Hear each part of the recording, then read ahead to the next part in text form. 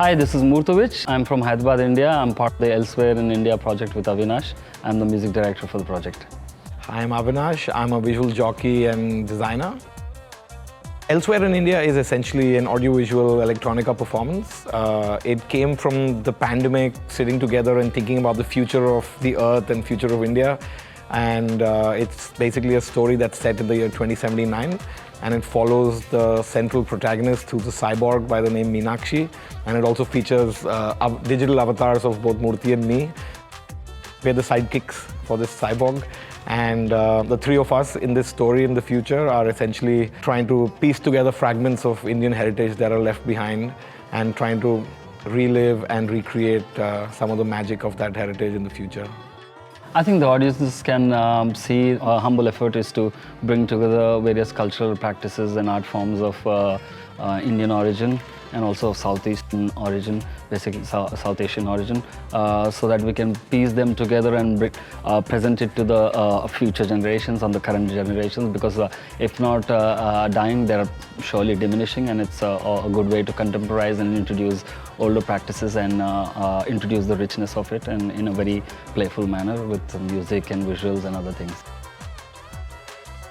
And our background is essentially in the Indian electronic dance music scene. So we've been doing that for about a couple of decades. But over the years, we also realized that there's a lot of power of electronic music that's unfortunately sometimes only limited to nightclubs and music festivals.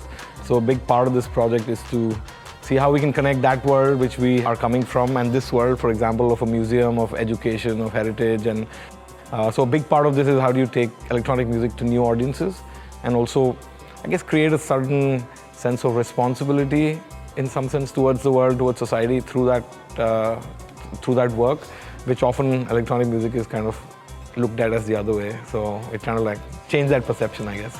And even though we're older, so to speak, we're veterans, but we both, I think, have quite a childish enthusiasm and energy, which I think is the most important thing finally. So the audiences have been really receptive, welcoming to the performance. We debuted our performance at the famous Magnetic Fields Festival in India.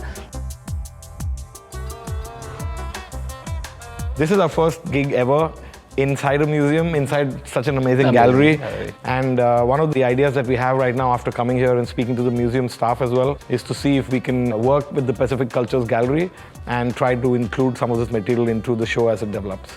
As well as work with other museums in Australia. So museums are a big part of what we do.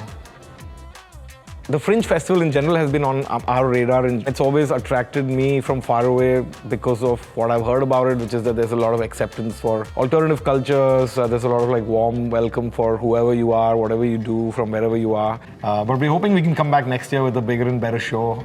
Because the show that you just saw, this is like the most minimal version of it. So the idea ideally would be to have the dancers, the musicians, and then us in just enabling that collaboration, and hopefully next year.